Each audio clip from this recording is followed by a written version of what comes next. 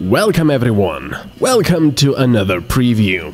This is MetalCanyon and we will be previewing a game by the Molasses Flood named The Flame in the Flood. A post-apocalyptic survival game where you play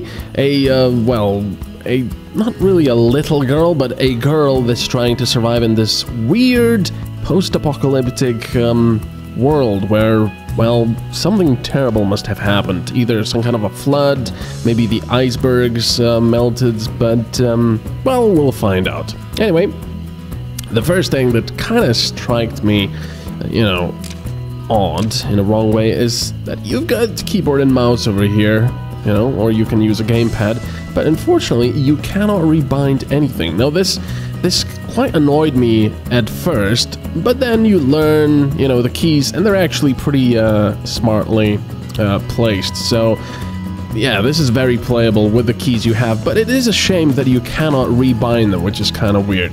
Also, another thing, just before we start, I have disabled the music.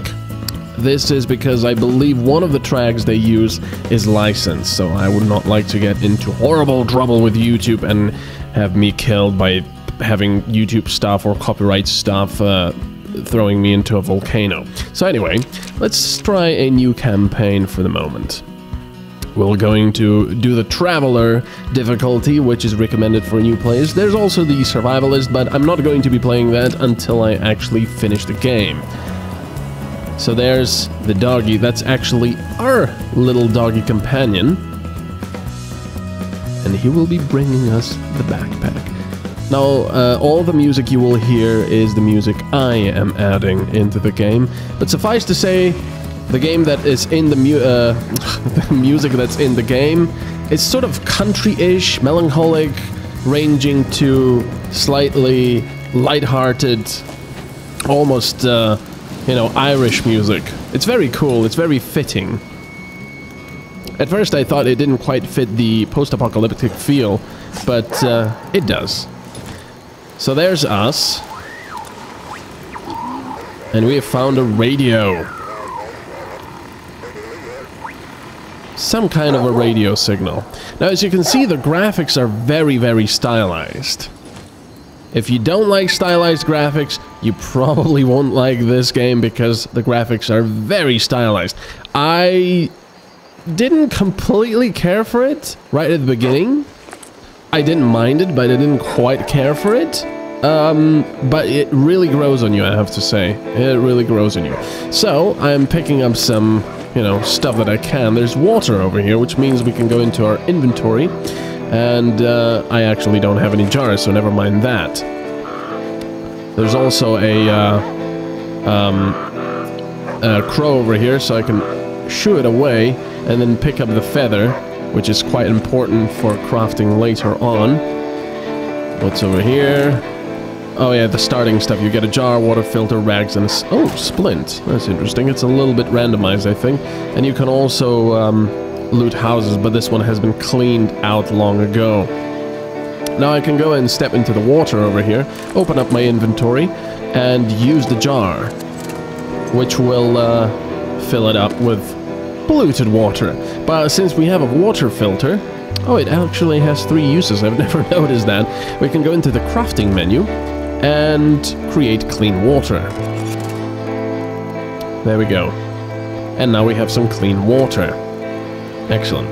Now the inventory system works like this. You've got your inventory, you've got your dog's inventory, and you've got your raft's inventory. But you can only put stuff into the raft or take stuff from it when you're at a dock. Now you also have the tool belt, but you don't really do anything with this. You only create tools and they're put up here, so you know what you have.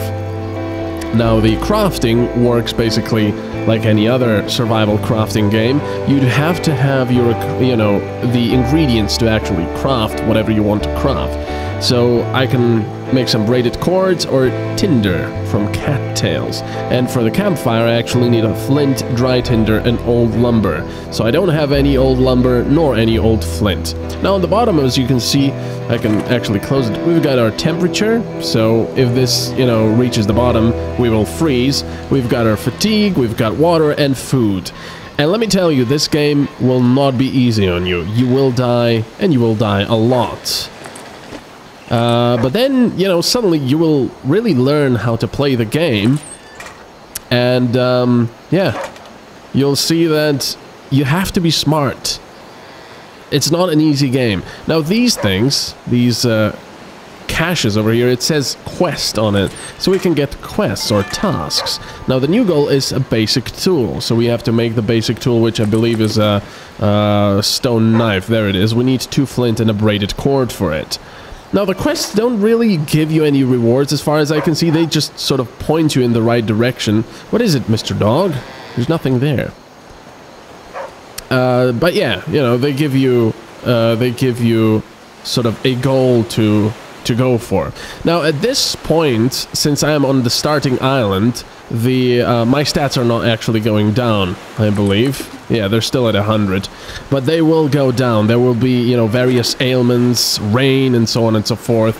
So here is our raft. Now, this is where the game goes into another mode. There are basically 2 parts to this game. One is exploration, like this, which are basically little islands, and the other is being on your raft. Now, the raft is sort of a mini game where you're trying to not crash your raft and, you know, go to the places you want to go. But of course, the water will have its own course, so you will only have a limited amount of options to go wherever you want to go or wherever you would like to go. So let's leave for now. There we go, let's get on the raft. The raft also has its health bar, which you will see at the bottom. Now some cool music would start playing, some country music, but of course we don't... Well, you will hear it. Now here's the raft health, and this is our stamina over here for sprinting. Now, as you can see, we are flowing... Well, we are going forward, and the only thing we can really do is avoid obstacles for the moment. I can also use a little bit of my stamina to do a hard push like this, which is very useful for avoiding obstacles. But of course, you know, you have a limited amount of it. Now, the game, as I said, is very stylized, and I actually really like the style now.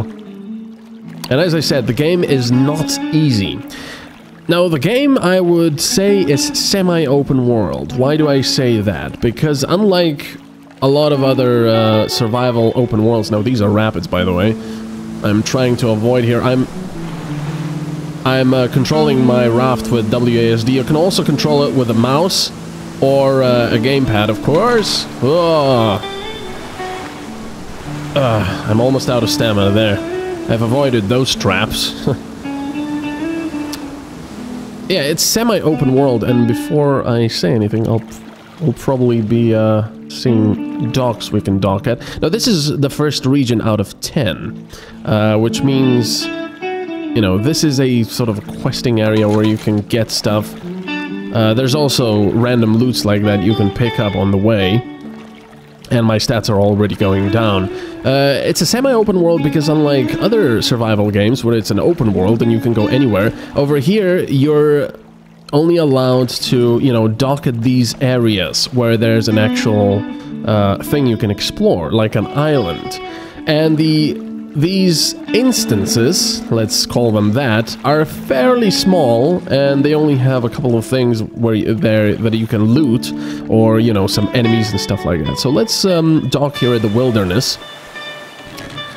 Now, it's gonna say wilderness, light on supplies. We're not gonna find much over here, but there could be wolves or, you know, warthogs or stuff like that. No, in this case there's rabbits, but unfortunately I don't really have the tools to make some traps for rabbits. In fact, I don't even know the box trap recipe yet. As you can see, I need braided cords, I need saplings, and I need a stone knife. So never mind that. Don't even try to catch them yourself. You're not going to be able to. At least I don't think you can.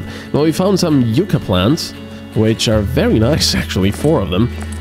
When you cook them, they will give you quite a lot of health. I mean, health. They will feed you quite nicely. Let's search this old car. There's a jar and some nuts and bolts. Now, since I'm doing this right now, I'm looting stuff. Let me talk about the inventory management and the UI a little bit. Oh, I'm already full.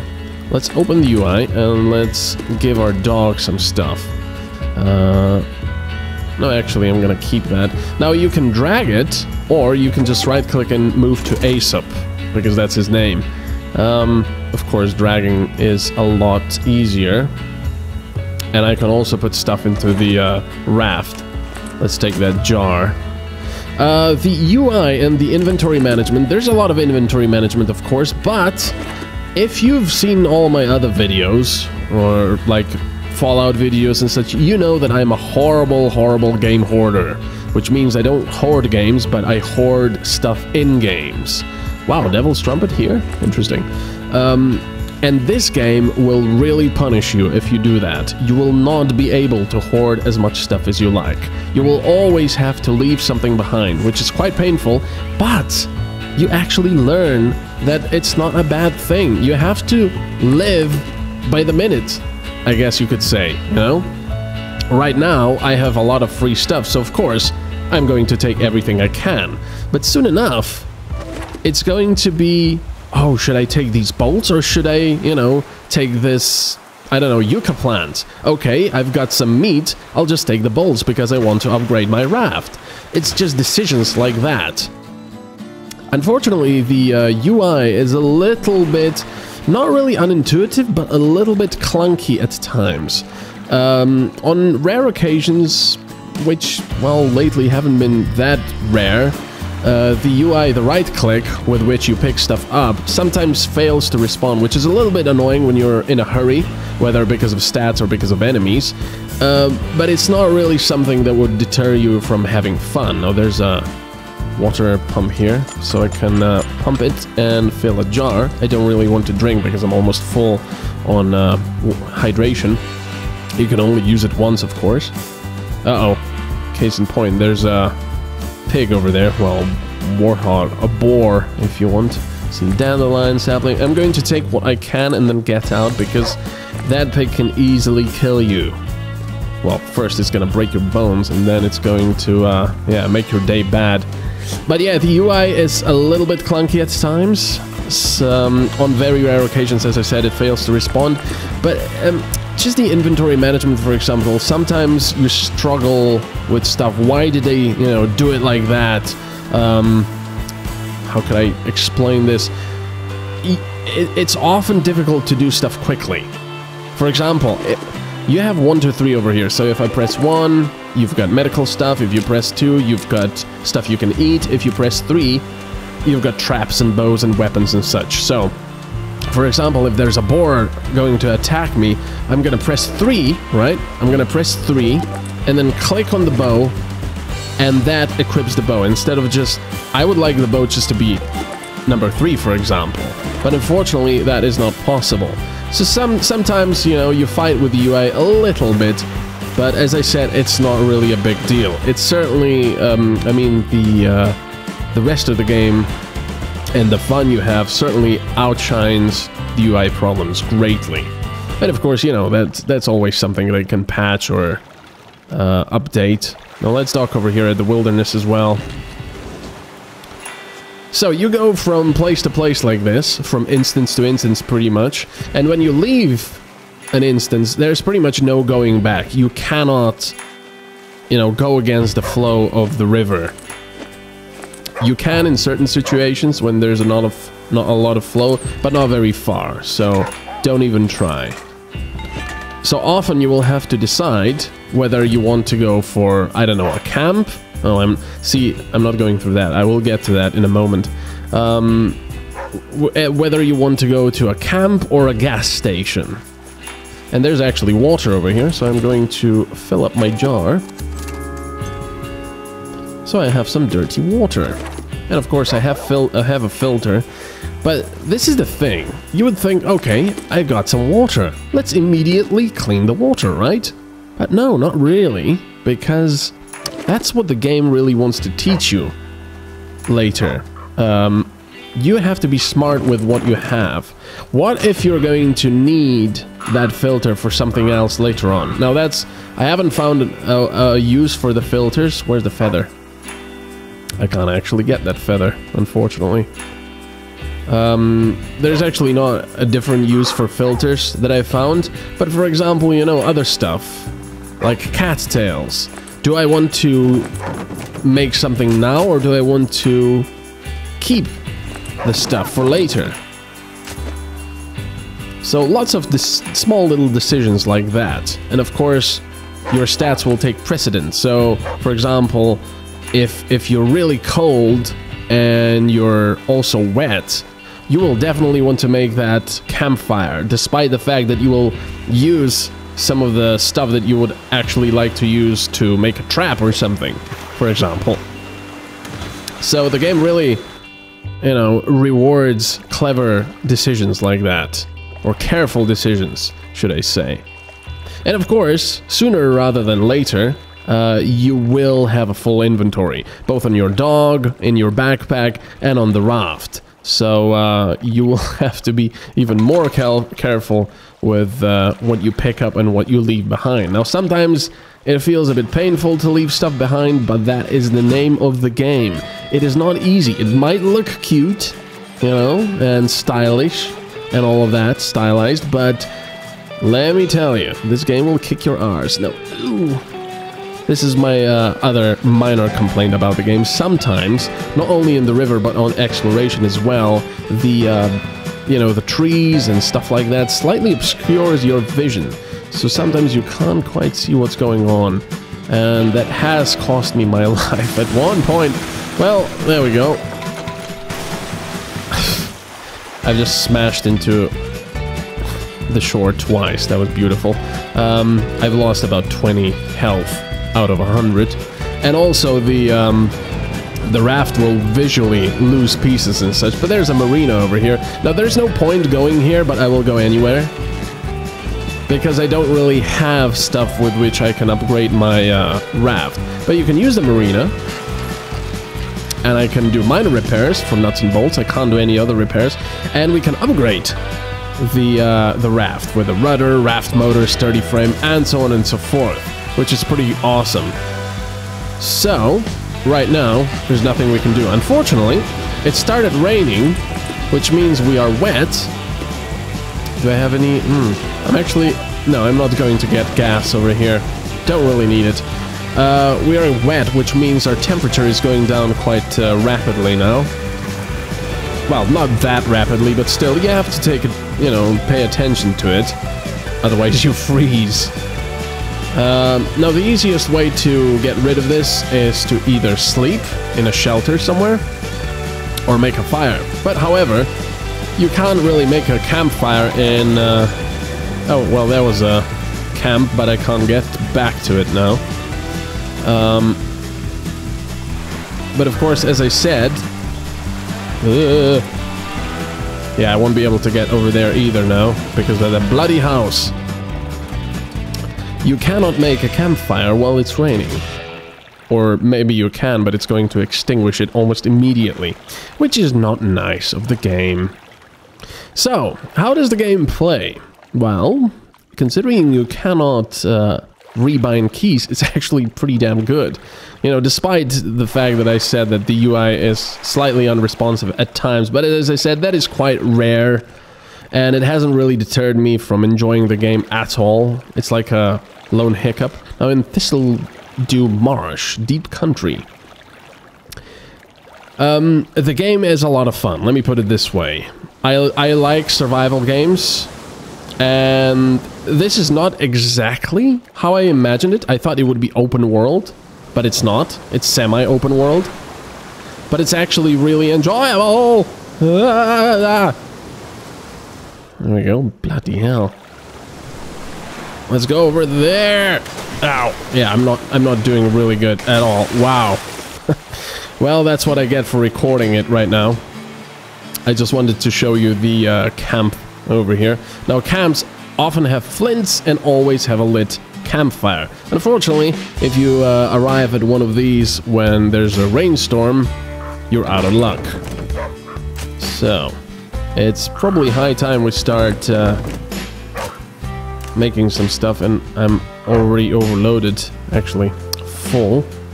Let's go back And let's put all that stuff into the raft. Bink. Come on. Bink. Come on. There you go. I can also use this. Now, one of the things that kind of annoys me is when you have lots of stuff, you don't really know whether the raft has something or not. You can't put the same stuff over the stuff you have in the raft. So if I had some yucca plants over here in the raft, I wouldn't be able to drag them over it. You would only be able to click move to raft, and then it would put those things in a single stack. I don't know why. It's a little bit annoying, but it's easily, you know, sorted out in a patch. So, I was talking about how fun the game is.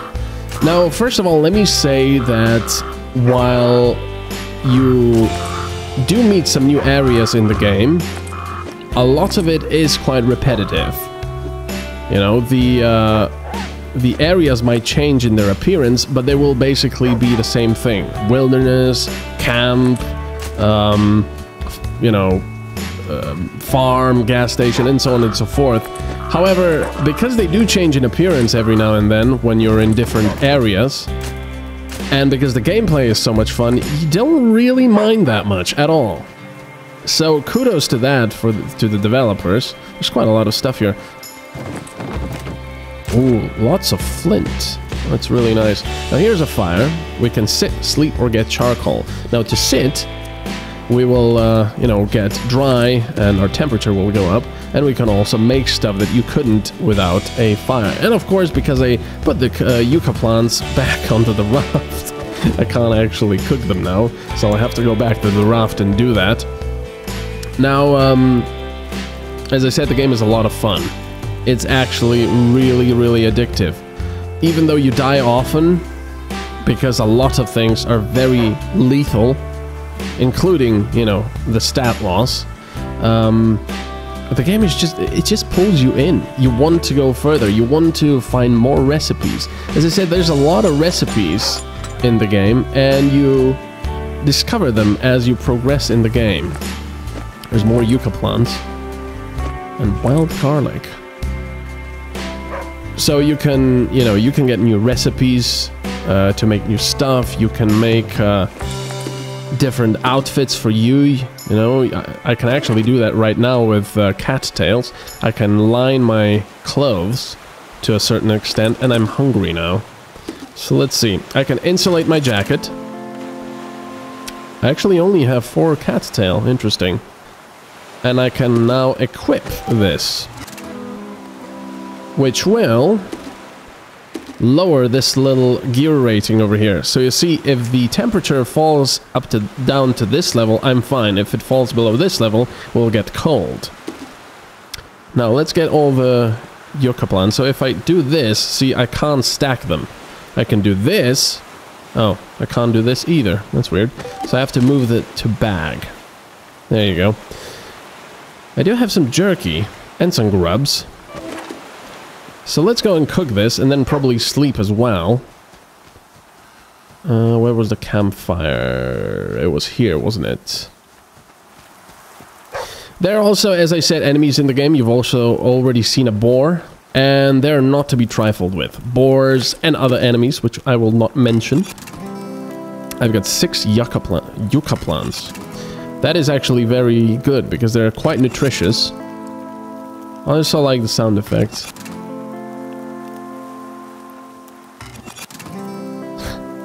That's so cool. Alright, there we go. So we've created those yucca plants. Now, unfortunately, we have to leave the campfire to do anything else, including sleeping. But let's eat the yucca plants. They give you 12 nutrition each. So we can consume an entire stack, but I don't want to eat all of them right now. There we go. Now, a lot of the stuff you make does spoil over time, so you have to be careful. There. Now we will go to sleep. Now you can see if we sleep for 4 hours, we'll get 50 fatigue restored, but -10 water and -8 food. But that is completely fine. So we go to sleep, and then we go on. So, There's exploration. We've got our little dog, which unfortunately doesn't really help with enemies. He does sort of try to keep them at bay, but he doesn't attack them or protect you. He does, you know, find stuff you can pick up. Oh, there's dandelion up there. That's odd, because I can't actually get up there to pick it up. You've got recipes that you find out. You've got clothes to make, tools to make, weapons to make, traps to make, food. There's a load of different things that can happen to you. Cuts, bruises. I actually forgot to mention one of the things in one of the previous islands I didn't want to walk over because they will scratch us. You know, and we could also get lacerated and bleed, so you need bandages and stuff like that. You can get poisoned. It's really quite in-depth when you think about it later on. It's very simple to, you know, heal those conditions, but at the same time it's quite nice to have such complexity. You know, there's all the stats you have to keep track of. You can upgrade your raft with quite a few things. You have to, well, make sure that you survive. And there's also NPCs in the game. They're all equally strange, which makes me think that this apocalypse has happened quite a long time ago. But I don't know why we are fairly normal then. Either way, we are following a radio signal and trying to get there, you know, and survive. And it's not going to be easy. Now, that's pretty much it. I don't want to really spoil anything else for you. If you'd like to see a Let's Play of this game, I would actually love to Let's Play this. Let me know down in the comments below. I will also put all the links for the game down into the description, you know, for the Steam page and everything. And if you like survival games and open world games, let me tell you, despite the fact that it's not really open world, you will come to love this game. It's so much fun, and it's very, very brutal. Again, this game will kick your arse, and then, you know, you will come back for more. So, in a way, you will become a masochist. But not really, because it's a fun game. So, thank you very much for watching. This has been MetalCanyon, looking at the flood, sorry, the flame in the flood from the Molasses Flood. Thanks for watching.